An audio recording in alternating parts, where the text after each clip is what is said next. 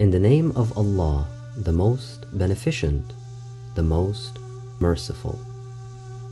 Islam and the Modern Age by Ayatollah Sayyid Muhammad Hussein Tabatabai. Translated by Malika Qarai. This article can be found in Tawhid Journals, Volume 1, Number 2. Islam and the Modern Age. The Way of Nature. In view of the present state of marvelous rate of progress, can one really believe that Islam can cater to the needs of the modern world?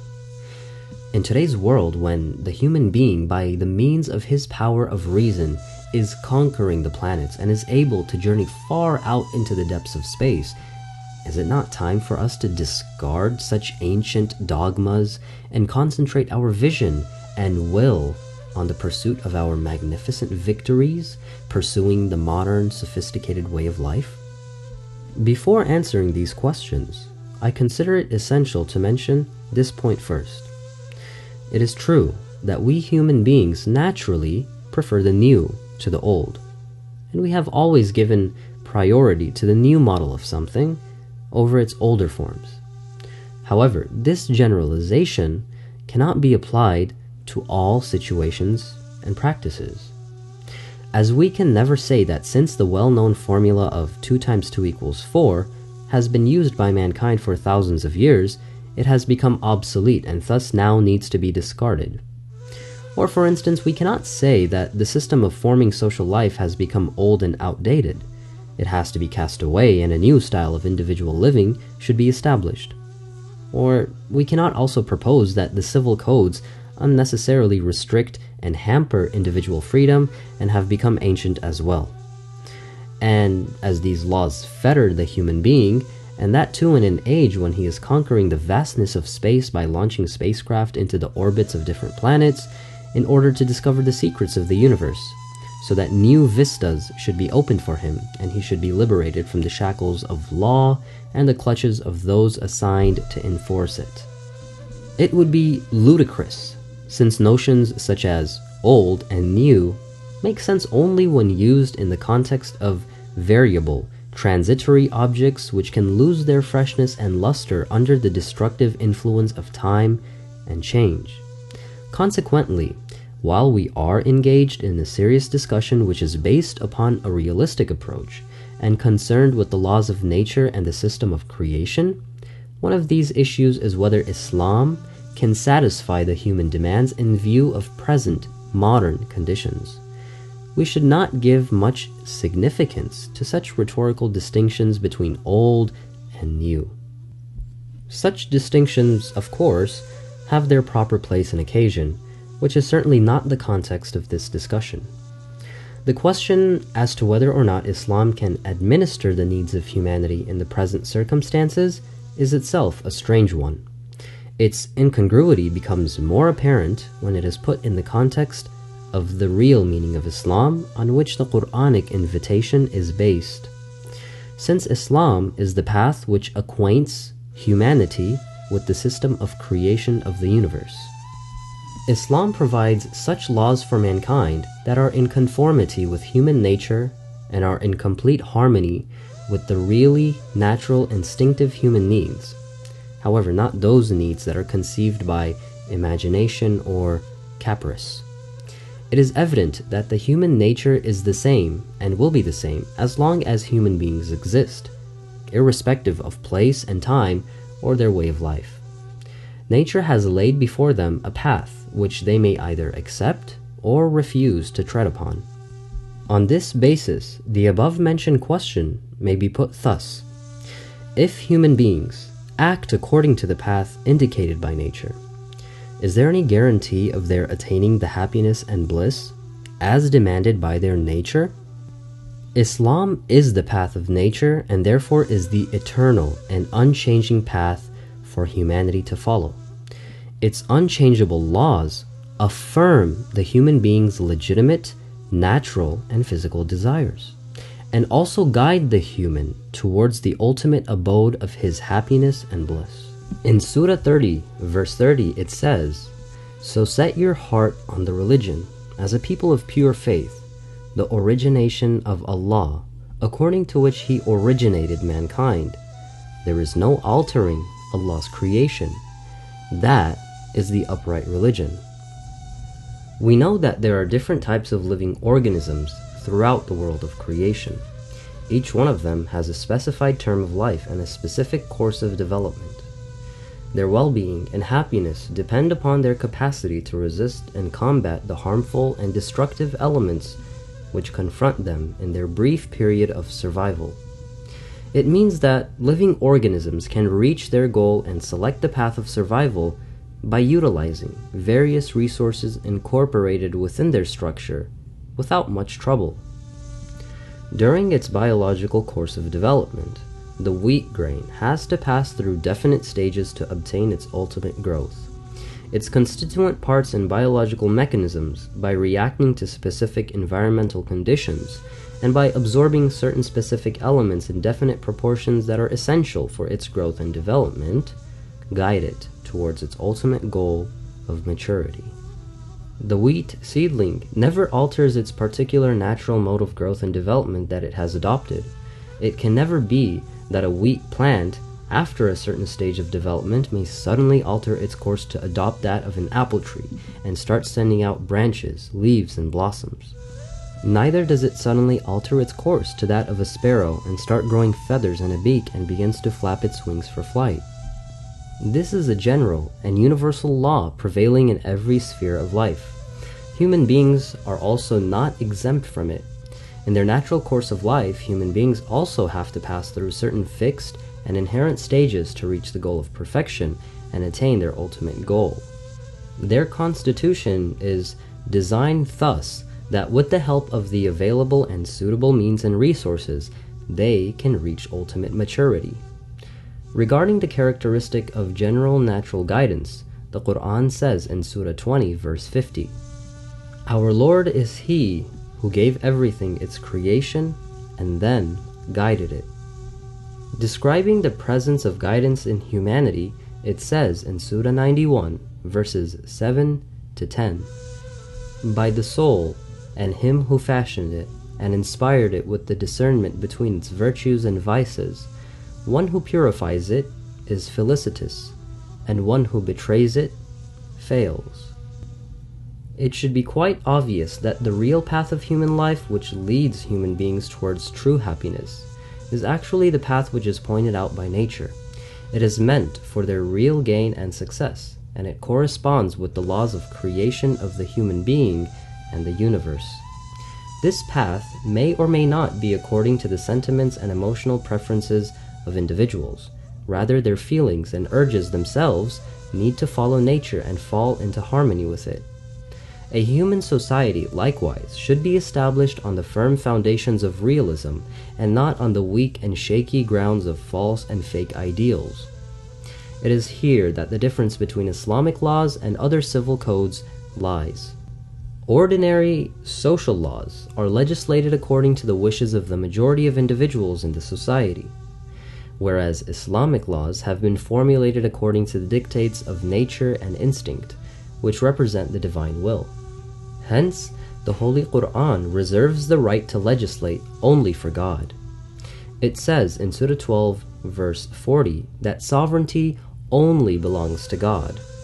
And in Surah 5, verse 50, it says, "Who is better in judgment than God? For those who are certain in belief." Whatever generally goes on in an ordinary human society is either according to the intentions of a majority of individuals or according to the dictates of a powerful despot, regardless of whether they are in conformity with the principles of justice and the real interests of the community or not.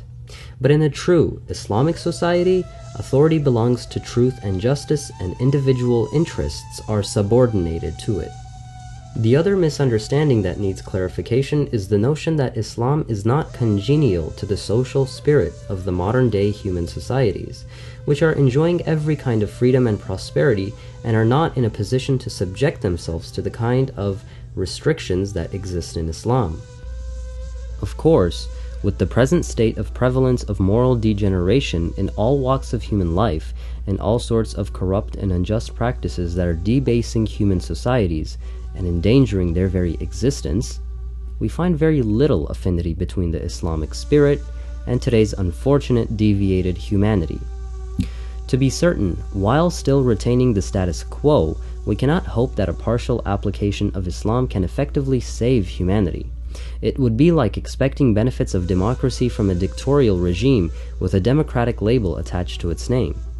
But if we take into consideration the instinctive human nature and Islam, which is itself a manifestation of nature, we can hope to find a complete harmony and compatibility between the two.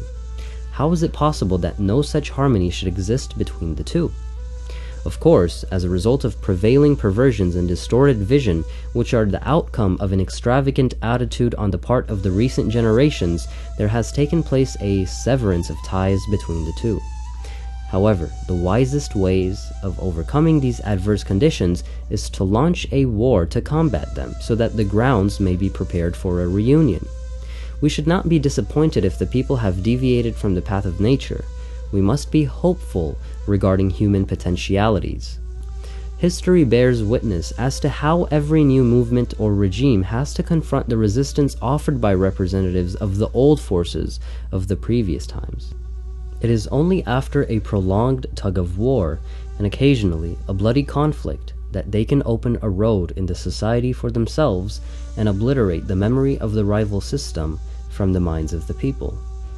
Democracy itself, which has been regarded as the most successful alternative by its followers and was established through popular support for the most part, has been established after bloody clashes.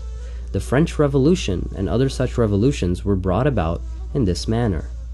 The communist regimes, which according to the Marxists are the most progressive of human political systems and the most magnificent gift of history, were established through a bloodbath of millions of people. Russia, and afterwards many Asian, European, and Latin American countries present this type of picture.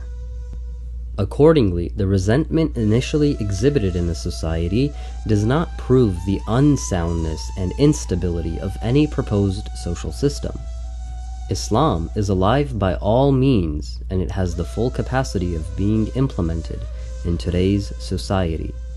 Now, I shall go ahead to further elaborate this subject and analyze it. Islam and the genuine needs of every era. The significance and value of every scientific idea depend upon its practical value in life. The most primitive and most simplest idea, like drinking water and eating food, occupies an important part in human existence. That is, notwithstanding its simplicity, it is as vital as life itself. Another idea that apparently seems to be very simple and trivial is the idea of the necessity of social and collective life. It has the same importance in human history as human civilization itself. It is this idea that coordinates every second the millions of human acts with one another and produces every day billions of desirable and undesirable effects. Evidently, the question whether or not a religion like Islam can cater to all human needs in every age is of such paramount significance that nothing more important can possibly be conceived. Almost every Muslim individual is acquainted with at least some of the Islamic laws. Like other religious intellectual material that Islam has produced, this conceptual inventory has been stored in the minds of its followers for century after century. It has been transferred from one generation to the next as a religious heritage. However, like other religious relics, this heritage has remained idle in the minds of individuals without being subject to proper use, inquiry, and even scrutiny. If we Easterners try to recall the history of the times of our ancestors and forefathers, we shall see that for thousands of years the regimes that ruled us never gave us any freedom of thought, especially in scientific or social matters. A ray of hope that shone for a while during the early era of Islam through the efforts of its messenger, and which brought tidings of a distant dawn, was lost in the centuries-long night of oppression by a series of egocentric tyrants. Again, we were left in a state of slavery and bondage, We remain tortured and tormented in the infernal, deadly dungeons, repeating our age-old, obsequious utterances of yes, yes, sir, yes, your highness, or yes, your royal majesty. Whoever was more clever was only able to guard and preserve the religious material in an intact condition, storing it for some luckier generations to come. Moreover, the rulers of those times were not indifferent to encouraging such an attitude for preventing open and free discussion of issues in the society. Their only concern was that people should be so busy with their work that they would not leave their cocoons. With the public submerged safely in their own personal errands, the administration of the community was the concern of the rulers and the self-named guardians of the society. They were not alarmed at people's interest in the comparatively simple religious material. They only wanted to keep them from free and inquisitive discussions. They considered themselves as the community's active mind. They had well realized that the most powerful source of strength in social life is the willpower of human individuals, and this power was safely harnessed by the rulers simply by controlling their minds. As a result, all their effort was concentrated on the conquest of the public's mind so that they may themselves become the active intellect of the community. These are the facts that anyone who turns to the historical chronicles of the past will simply uncover without much assiduous study. Recently, the Western deluge of freedom, after satiating the Europeans, has now turned towards Eastern lands. Initially, it sought admittance to our continent as a guest. Then it became an authoritative master in our own house. At first, it gave a war cry against dogmatism and intellectual repression. The presence of this partisan of freedom seemed to provide a good opportunity for us to restore our lost dignity and to start a new life of intellectual brilliance and to undertake a belated synthesis of knowledge and action. But sadly, the same European freedom that delivered us from the clutches of the oppressors took their place to become our quote-unquote active mind. We did not know what to do, and when we came to our senses, we realized that times had silenced the lords of the olden days and dethroned from the seat of authority the commands of the autocratic sovereigns and aristocrats. We were asked to pay no more attention to what the broken idols spoke, but to instead listen to and imitate what the Europeans said and did. 1,000 years have passed since the soil of Iran embraced the last remains of Ibn Sina. His philosophic and medical books were presented in our libraries, and his scientific views were on the tips of our tongues, though without any consequence. And 700 years had passed since the mathematical works and the cultural heritage of Khwaja Nasruddin Tusi, as it was the goal of our lives, but without any result. But following in the footsteps of the Europeans, we joined them in celebrating their 1000th and 700th anniversaries. More than 3 centuries were passed since the philosophical school of Mullah Sadra was followed in Iran, and his philosophical ideas were the subject of study. On the other hand, many years had also passed since the Tehran University was established and had opened a faculty of philosophy. But some years back, when a conference was held there, one of the Orientalists made some remarks in appreciation of Mullah Sadra, which then caused an unprecedented clamor in the university regarding his personality and philosophic thought. These are just few examples which fully illustrate the state of affairs in our society and the nature of our intellectual temperament. This shows the degree of our intellectual bankruptcy and servility to others. Such was the condition of the majority of our intellectuals. A few of them who were successful in retaining their independence of thought and had preserved their intellectual heritage became the victims of the malady of split personality. They were infatuated with the ideas of Western thought and at the same time remained loyal to their own Eastern intellectual heritage. They strive to bring about a reconciliation between these two opposite poles and to create a state of matrimonial harmony between the unlikely pair. One of our able writers tried to reconcile the Islamic tradition with the Western tradition of democracy in an article entitled Islamic Democracy. Another gentleman strove hard to extract the notion of a classless society from Islamic texts under the title of Islamic Communism. Isn't that strange? One should ask them, if the relevance and validity of Islam should conditionally depend upon its affinity to the vital principles of democracy or communism, when the same democracy and communism, with all their pomp and pageantry, have come to us on their own, what is the necessity of taking such great pains in trying to produce a compromise between them and a handful of outdated 14 centuries old notions? If Islam is an independent and living entity by itself, what is the need to compromise its natural grace with borrowed, artificial adornments in order to invite customers? During the post-Second World Wars, Western scholars have been enthusiastically discussing and studying various religions and publishing their findings. Imitating them, we also followed the same course and chose certain aspects of our holy religion as the subject of discussion and debate. That is, are all religions true?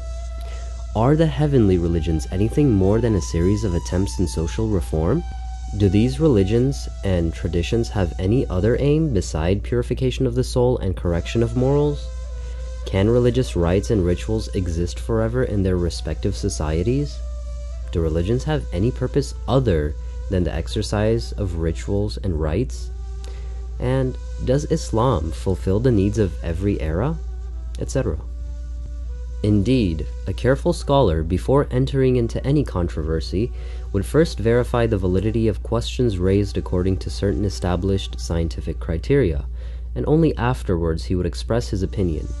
But the Western thinkers consider religion to be simply a social phenomenon, a result of a series of physical factors, like society itself. Those Western thinkers who are rather optimistic regarding religion, including Islam, say that it is the mental contrivance of a group of genius men who, under the effect of a purified spirit, a rich intellect, and an indomitable will, have conceived certain moral laws for the purposes of reforming their societies. These laws have evolved with the gradual development of human societies. They say that the empirical data, as well as historical evidence, provide sufficient proof of the fact that human societies gradually move towards perfection, and every day humanity takes a new step in the direction of civilized living. They refer to psychological, legal, sociological, and even philosophical discussions, particularly the theory of dialectical materialism, to prove that since human societies do not remain in a static condition, in the same way their enforceable laws also cannot remain unalterable. They argue that the laws that might have guaranteed the welfare of primitive human beings, who ate of the fruits of the jungle and who dwelled in caves, can never be sufficient for the purposes of sophisticated life of modern times. How can the laws that were formulated when people used to fight with spears and clubs suffice for a resourceful and cultured age like ours, which is equipped with the most sophisticated nuclear bombs? Can laws belonging to an age when people used to travel on horseback and mules be of any use to people accustomed to aircraft and nuclear submarines? It means that the modern world neither accepts, nor should it be expected to accept, the laws and regulations belonging to the ancient times. Consequently, the laws legislated by societies of the past should be subjected to constant change with respect to the changing conditions of humanity as a whole. As a result of change in practical values, moral norms also need to be revised, since morality is no more than a series of psychological habits that become stable due to repeated performance. The life, or the simple life, of 2,000 or 3,000 years ago did not require the intricate political systems of today. Can the women of modern society lead a life of chastity similar to the veiled ladies of the past? Even the laborers and workers and peasants and other toiling classes of today's world cannot be expected to possess the patience and endurance of the toilers and the workers of the past ages. And likewise, is it expected that the revolutionary minds living in an age of the conquest of space to be terrified by lunar and solar eclipses or black winds and made to resign and submit to the will of God? It means that human societies in every age desire law and morality to be according to the temper of that age. The Islamic approach to law.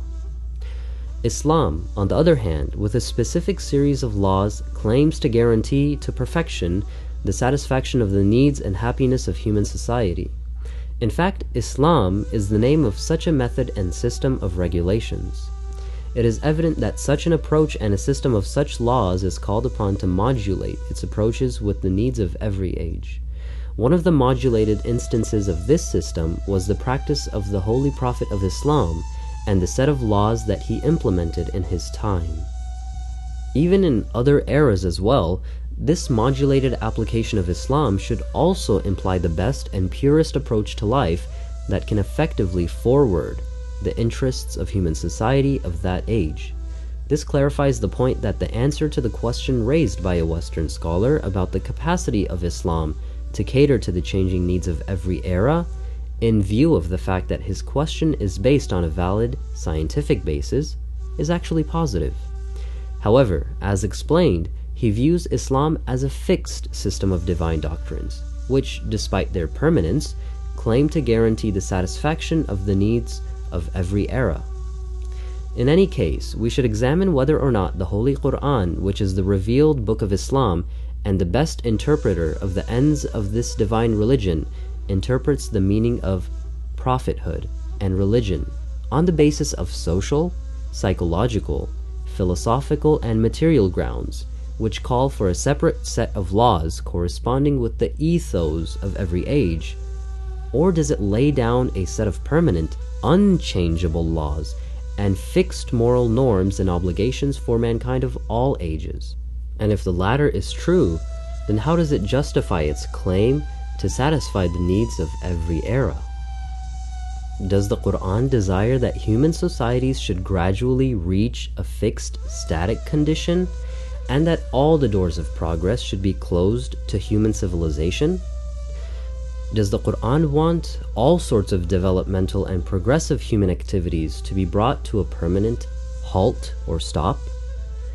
And how does it meet the challenge of a fluid nature and an ever-changing system of the cosmos, of which the human being and his society are a part of?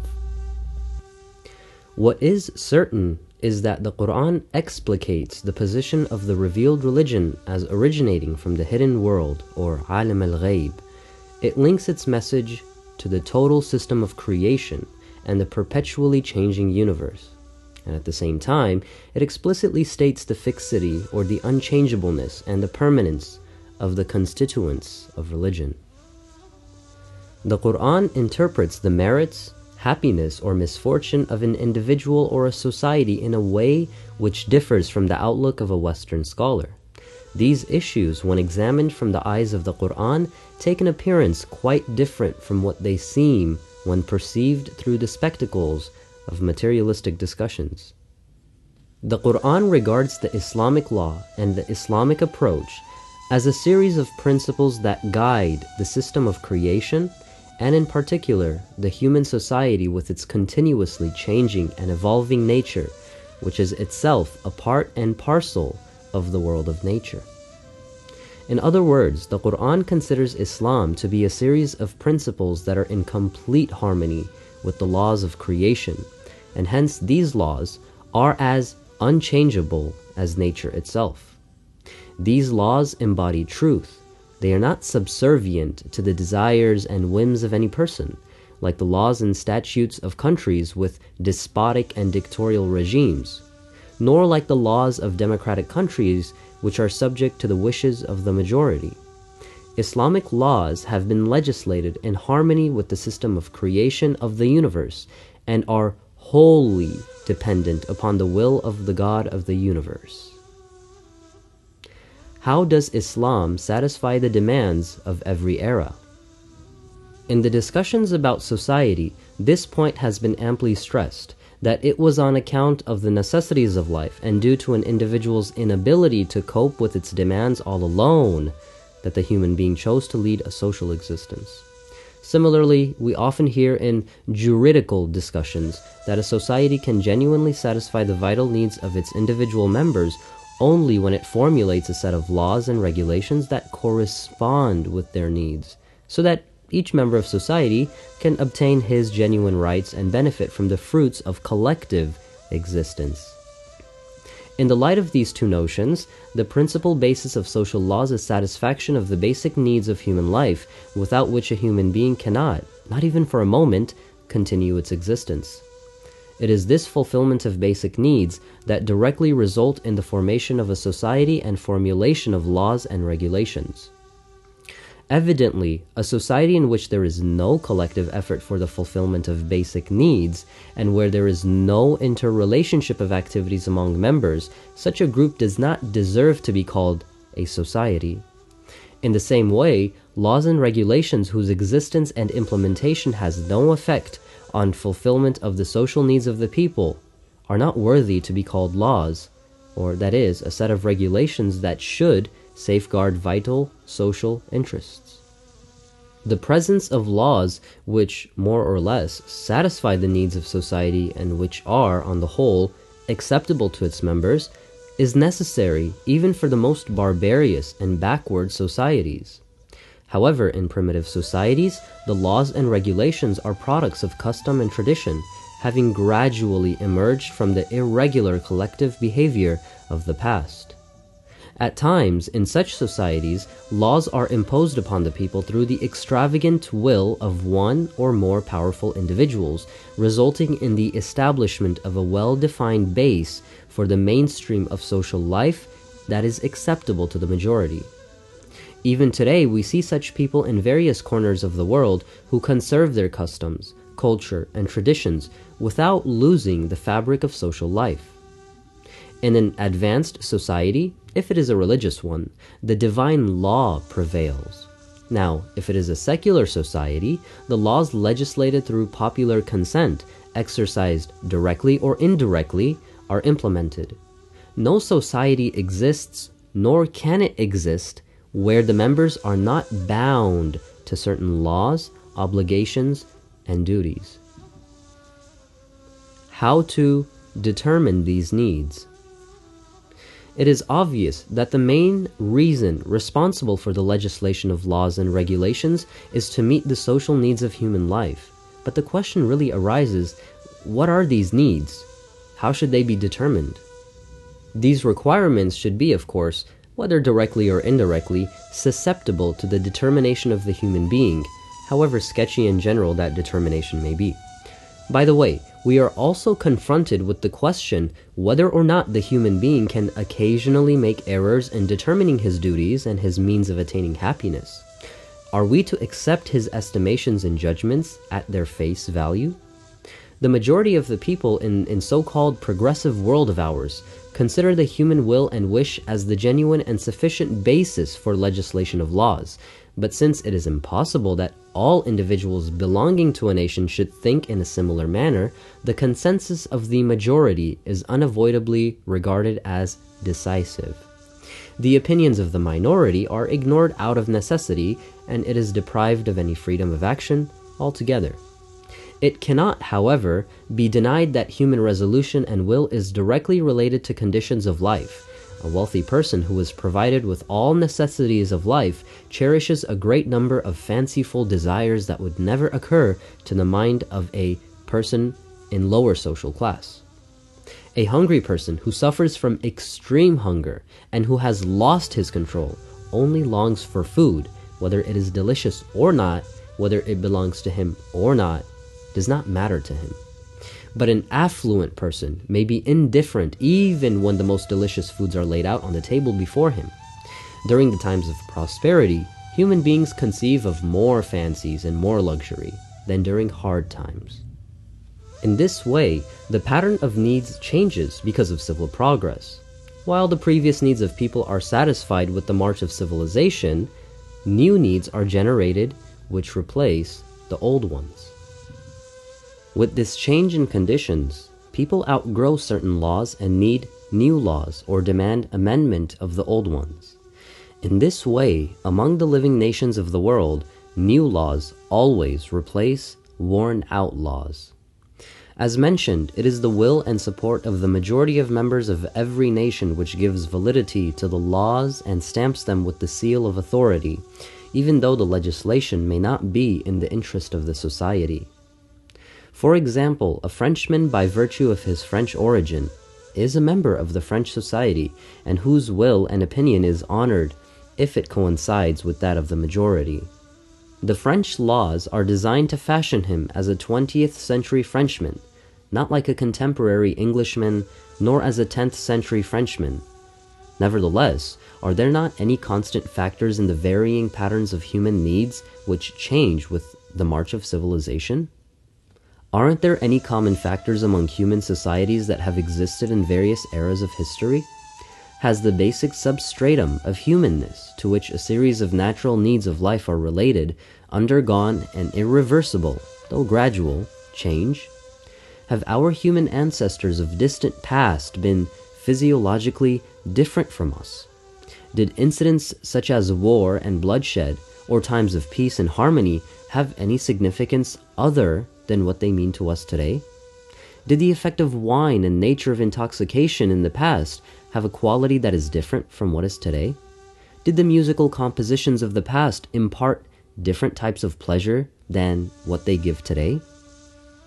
In short, was the external and the internal structure of the human beings of the past different from that of present-day mankind? Obviously, the answers to all these questions are in the negative. We cannot say that humanity has gradually changed or transformed into something other than what it was in the past. We also cannot say that the essence of humanness, which is the common factor between the white race and the black, between the wise as well as the fools, between the young and the old, and between the people living in the tropics and those living in the polar zones, and between the peoples of the past and the present, has changed with respect to the pattern of common needs. There are, definitely, certain needs which require a series of fixed and permanent rules and regulations that have nothing to do with the rules that are subject to alteration and change. There is no nation in the world which would not choose to wage a war whenever its existence is decisively threatened by an enemy, and when the enemy cannot be repelled, except through bloodshed, would not go for it. There is no nation, for example, which would prohibit people from eating or ban sexual association altogether.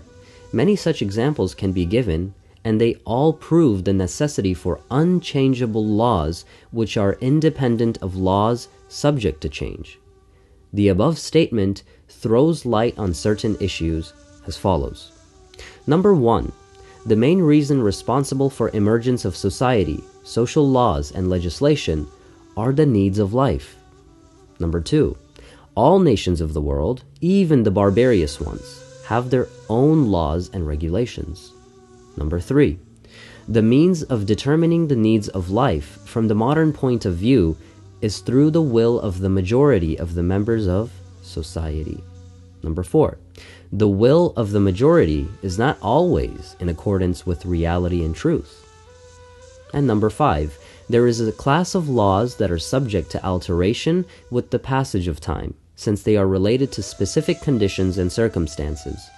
But there is another class of laws that are related to mankind's human essence, which is a common factor among all human beings of all times, in all parts of the world, and in all circumstances and environments. These laws are unchangeable, enduring, and fixed. Now that these issues have been clarified, let us see what the Islamic viewpoint actually is. What is the Islamic point of view? Islam is a system of universal laws which haven't been formulated for any specific group of people or for a specific period of time. In its teachings, its focus is on the natural human being, or that is, its attention is centered upon the natural structure of the human being and the conditions of a common individual, whether he is poor or rich, strong or weak, black or white, an Arab or a non-Arab, male or female, old or young, wise or foolish. The natural human being is a human being who carries the primordial, God-given nature along with a pure consciousness and a will untainted by illusions or deviations. This is what we call a natural human being. It cannot be denied that the distinguishing characteristic which discerns the human being from other animals lies in his intellect, whereas other animals do not enjoy this gift of intellect that God has given. All activities of all living organisms, except the human being, are subservient to the dictates of their instincts and whims. These animal instincts guide and motivate them towards satisfaction of their vital needs. Human beings are the only animals who, besides the drives motivated by diverse instincts, feelings and emotions like love and hatred, friendship and enmity, hope and depression, are also equipped with the faculty of judgment, which can decide between the conflicting emotions and forces and select a right course of action despite stubborn or obstinate opposition by emotion and passion.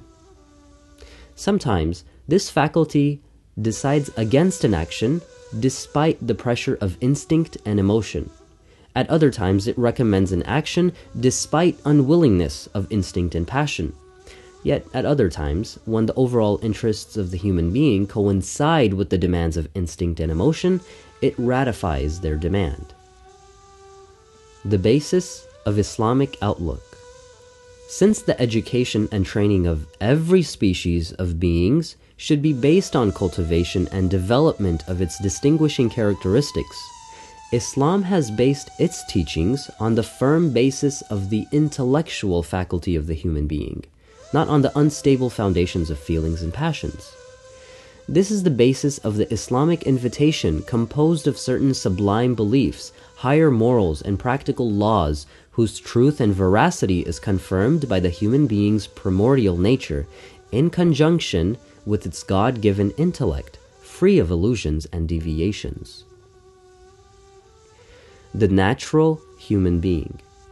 The human being, in the state of pure nature, perceives through his God-given primordial nature that the vast realm of the universe, from the smallest particle to the greatest galaxies with their wonderful system of precise laws, points to its origin, to the one God. He clearly perceives that all things have come into existence by his act of creation. Their functioning, their working, everything that followed their creation are of his making. The natural human being perceives that this world of existence, with all its scattered fragments, is itself a huge unified whole in which all parts are interrelated with one another. Everything is linked with other things, and a perfect harmony and unity prevails amongst them.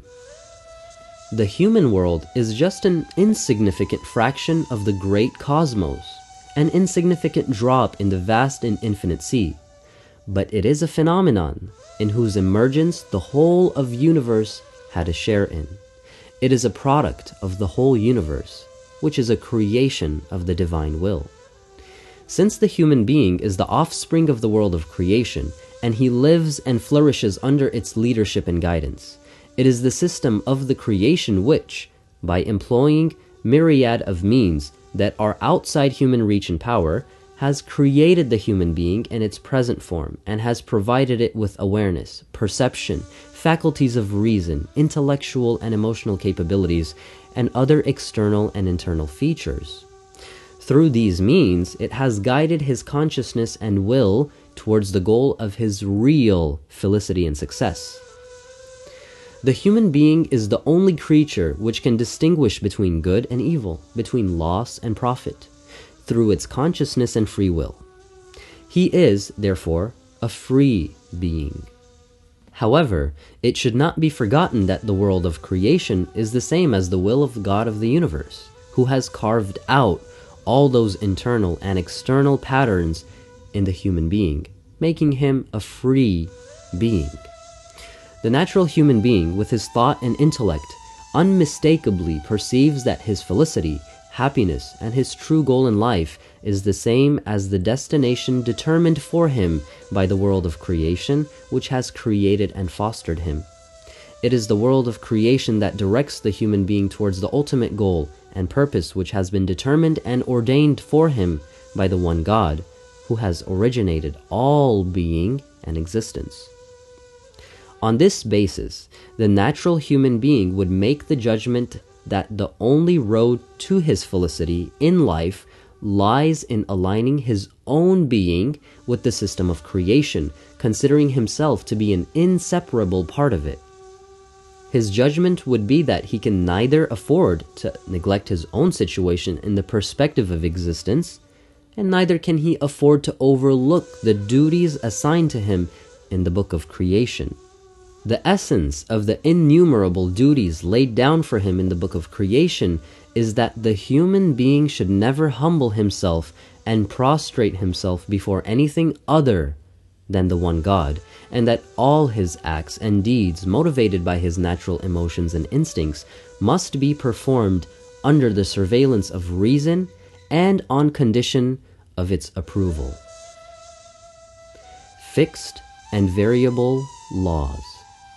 Laws are divided into two distinct kinds. Number one, those laws and regulations that protect vital human interests, taking into consideration the fact that people lead a collective existence, regardless of its specific mode in every region and period.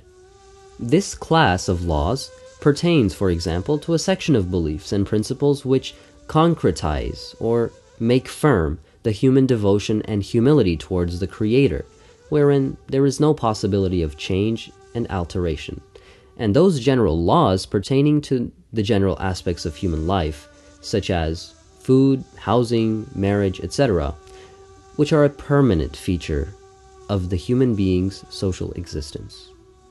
And then number two, those laws and regulations which have a temporal, regional, or some other special aspect, and change their form with variation in modes of living.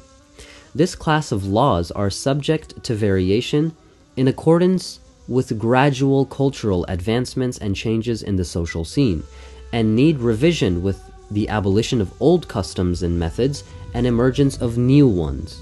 For example, in the days when people used to travel on foot or on horseback from one point to another, very simple laws were sufficient for the purpose of traffic control. But today, with the progress in means of transportation, we are in need of a variety of complex laws for the control of marine, land, and also air traffic.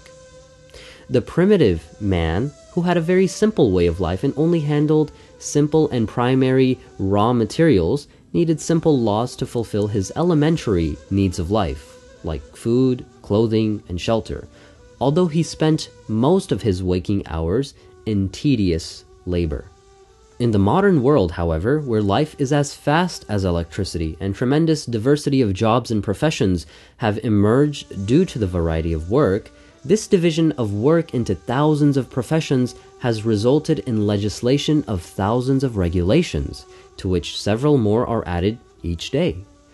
Islam, which focuses its educative attention on the natural human being and which, through its invitation, leads human society towards piety, virtue, and purity of belief, action, and purpose, bases its program on this unpolluted purity of the intellect of the natural human being. Consequently, it has divided human laws and regulations into two classes. The first class of laws that are fixed, being based on the primordial nature of the human being and the characteristics peculiar to his species. This class of laws is named Islamic Sharia. They guide humanity towards the goal of its highest success and felicity. In Surah 30, verse 30, it says, "So set your heart as a person of pure faith on this religion, the original nature endowed by God, according to which He originated human beings. There is no altering Allah's creation. That is the upright religion. But most people do not know." Secondly, it should be noted that determination of the second class of laws, which are alterable and can be modulated according to the changing conditions of place and time, has been assigned to the general guardianship and are subject to the opinion of the Prophet of Islam and his successors and those appointed by him. These laws and regulations are formulated by wilaya, or that guardianship, of course in the light of the permanent religious laws, and in accordance with spatial and temporal requirements, and of course they're counted as part of the divine law, or known as the Sharia, and are not considered part of Deen. In Surah 4, verse 59, it says, "O you who have faith, obey Allah and obey the Prophet and those who have been given authority among you. This is in brief the reply that Islam gives in regard to the question of satisfaction of the real needs of every age and era. This problem needs a more elaborate explanation and a deeper inquiry. This we shall take up in the next section. Constant and variable laws in Islam. In the previous section, we came to know that Islam has divided its laws into two groups, the fixed and the variable. The fixed laws are such as have been formulated with a view to human nature, such as the universal human nature, which is common to civilized and uncivilized both, to white and black, to sturdy or weak, and persons of every region and every age. Since all human beings are created with the same human structure, with similar types of internal and external faculties and organs, whenever two or more human beings come in contact with one another and try to cooperate with one another to form a companionship to be distinguished as a social entity, and since they inevitably face the same kinds of problems when they try to solve them with their joint efforts, this commonness of various factors in their makeup and needs necessitates a series of uniform regulations that are applicable to all individuals in the group. The faculties of intellectual comprehension are of the same kind in all human beings. Their rational judgments, as long as illusions and superstitions do not intervene in their reasoning, are also similar. Their mental and critical faculties need to be satisfied through a similar kind of testimony. Similarly, various feelings like love and hatred, hope and fear, needs for food, clothes, shelter, and sexual association exist among all human individuals and need to be gratified in a similar manner for every individual. On account of this common human nature, it cannot be said that the satisfaction of hunger is permissible for one person and prohibited for another. Nor it may be said, while one person must submit to the judgments of his reason, another should completely ignore the dictates of this conscience. Moreover, it can't be said that human nature, despite its age-old association with emotions, faculties, and consciousness peculiar to it, should dissociate for a period with its consciousness or totally negate it for all time. Can one suggest that human beings lead collective life in one period and adopt individual living at another time? Or that one should defend himself at one time but surrender unconditionally to his enemies at other times? Or that one should engage in work and activity at some times and choose a life of idleness and sloth at other times? This makes it obvious that human society by nature requires a series of fixed and uniform laws. Through its religious message, Islam has endeavored and tried to convey nothing but this point. It says that nothing except a series of such laws and regulations as are in conformity with the general system of creation and the particular makeup of the human being can fulfill the vital needs of human existence. It asks man to turn his God-given conscience and consciousness, to prevent every kind of sensuality, caprice, impropriety, and waywardness from influencing his judgments, and follow whatever has been determined to be rightful and truthful. We should neither label the following of a series of truths as imitation, nor should we imitate our ancestors blindly in the name of national pride, nationalism, or age-old national customs and traditions.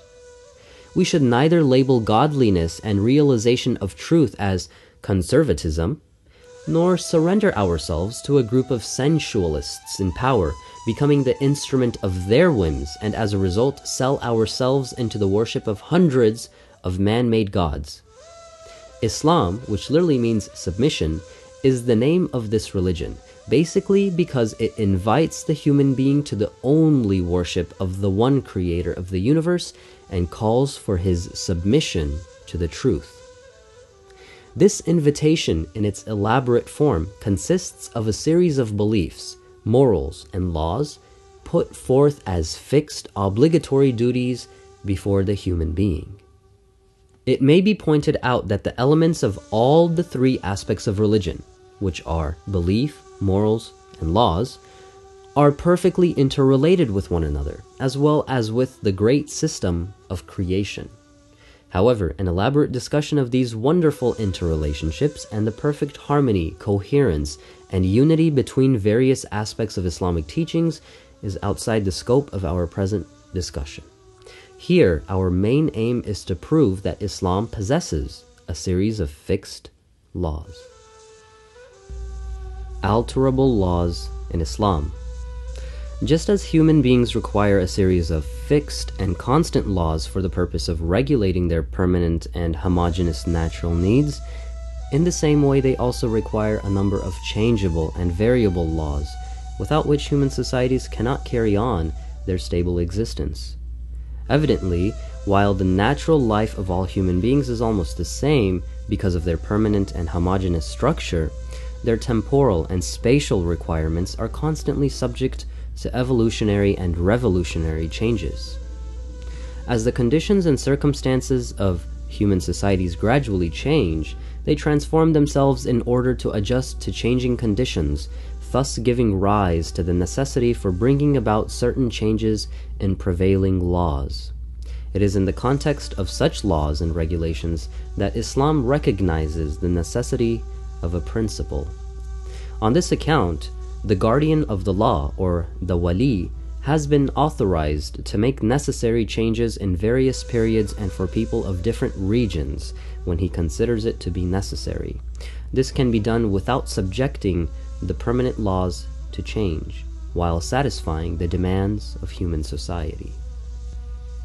Clarification of this viewpoint. In the same manner as a member of an Islamic society is free to spend his income in whatever way he likes, of course within the limits of the law and in accordance with the criteria of God-wariness and piety. That is, he is free to make use of his property in any manner he chooses, to expand or restrict it, to increase or reduce the level and scope of his lifestyle, or to defend and recover his rights and property, or to waive or relinquish them if he chooses, or he can adopt any profession and work he chooses, and also the hours and frequency of such work and activity. So also the wali of Muslims, who is in the position of the caretaker of the affairs of Muslims, whose authority is permitted by Islam, by virtue of his wilaya or guardianship over a region, presides over their social affairs. He represents the social will and consciousness, and is free to exercise his discretion in social affairs, like an individual in affairs of his own life. He is authorized in the light of fixed religious laws, and with due observance of taqwa or God-wariness, to legislate laws in such matters as related to roadways, transport, housing, commerce, etc. He can resolve on a war of defense, and when necessary, order the mobilization of the army. Or if he decides that an armed defense is not in the interest of the Muslim society, he can order for the conclusion of hostilities through negotiation, settlement, and conclusion of suitable treaties. He can, for example, implement a program for cultural development related to religious or other affairs and launch large-scale operations, or if he deems fit, withdraw certain programs in some fields and advance others in their stead. In short, all those new regulations that can be beneficial in the progress of the social life of a society and are to the interest of Islam and the Muslim community come under the authority of the Wali al-Amr. There is no restriction whatsoever in their legislation and execution. However, although such laws are compulsorily enforceable and obedience to the Wali al-Amr is obligatory, at the same time these laws are not considered a part of the Sharia or divine law. The juristic basis of such laws are the demands of conditions and circumstances which call for their formulation. Accordingly, as soon as the grounds for their legislation disappear, their validity also ceases to exist. In such a case, it becomes the duty of the present Wali al-Amr, or the guardian, to proclaim among the people the abolition of the old law and enforcement of a new valid law. But the divine commands that constitute the Sharia are permanent and everlasting. Not even the Wali al-Amr has any authority to bring about any change in them in the name of appearance of a necessity, or abrogate them in the name of its disappearance. Clarification of certain doubts. This brief explanation regarding the permanent and the alterable laws in Islam is sufficient to prove the baselessness of any charges against it. Some say that the magnitude of the present social life cannot in any way be compared with the life of 14 centuries ago. The laws and regulations dealing with today's system of traffic and transportation alone are more numerous and of a wider range than the total number of laws prevalent during the days of the Prophet, peace be with him, and his progeny. Many of the laws that exist today were not necessary to be legislated then. This is the reason why the Islamic Sharia, which does not contain such regulations, has become irrelevant for the present-day world. These gentlemen, of course, do not possess sufficient information regarding the Islamic law and are entirely ignorant of variable laws sanctioned by Islam. They imagine that Islam, being a chain of fixed and static laws, tries to administer an ever-changing and developing world by their means. In other words, Islam, armed with an ancient sword, has risen to fight the undefeatable system of creation. It desires to harness inevitable changes in human culture and to stop the march of time. Others have said that inevitable social evolution and change require an alteration and gradual change even in fixed laws. Therefore, the fixed laws of Islam, if their utility and strength be admitted, were good for implementation only during the times of the Prophet and not in all ages. These gentlemen, of course, have not attentively pursued their legal studies. They have failed to realize that in all civil codes prevalent in the world, there is always certain material which is not subject to change. It cannot be denied that the laws and regulations in the past were different from what they are today, and will in general differ from the laws of future too. Nevertheless, there will remain certain common aspects in all law codes that shall never become obsolete and outmoded or outdated. In any case, as I have already mentioned in the previous part of our discussion, the process of legislation in Islam, whether it is derived from divine revelation, as in the case of fixed laws, or based on counsel, right, the shura, and wilaya, guardianship, as in the case of changeable laws, is exclusively based on reason and rationality, not on the emotional inclinations and irrational prejudices of the majority. However, in spite of it, the Islamic approach to law-giving cannot be compared with the mode of government in social regimes. Islam possesses a set of permanent laws, the divine Sharia, whose alteration is beyond the powers of the guardians of the Muslim community. The general law of the Sharia is obligatory under all conditions and circumstances. Only the particular laws are alterable or changeable, on account of the necessity to suit the change and evolving social conditions, and to guarantee the fulfillment of changing social needs. Most systems of government have a law called the Constitution. Neither the government, nor the Senate, neither the Parliament is authorized to bring about any change and alteration in it. There are other laws that are legislated either by the Parliament or Legislative Council, or are a product of deliberations and decisions of cabinet ministers. Only the latter class of laws, on account of their specific particular applicability, is subject to change and alteration in accordance with changes occurring in a society or a country. As it cannot be expected from the constitution of a country to define, for example, every detail of the traffic rules or make amendments and changes in them every month or every year according to changing requirements, so also the divine Sharia, which occupies the sanctified position of a constitution, should not be expected to contain any amendable, elaborate codes. Just as one does not expect the constitution of a country to put all its articles at the disposal of the parliament or government to make changes in them, even those articles which stress the independence of a country and its basic system of government, so also one should not expect that the laws of the divine Sharia, which has the same significance as a constitutional law, be subject to alteration and change. Thus, the first criticism that Islamic laws are imperfect and are based upon such principles that are not relevant today is proved to be baseless. The second charge also, according to which laws should be alterable and that Islamic laws are static and fixed, has been refuted. In this connection, there is another question which arises, and which is a corollary to the second objection. It is true that among the standing laws of a progressive society, there is a certain material which cannot be abolished as a whole. But do the laws of the Islamic Sharia guarantee the felicity and success of human society during all ages and at all times? Can the modern civilization continue its unabated march through such Islamic practices as prayer, fasting, pilgrimage to God's house, and zakat?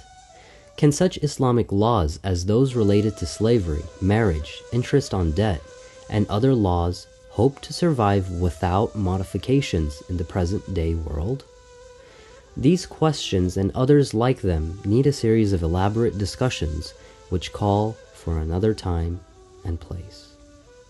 End of Islam in the modern age.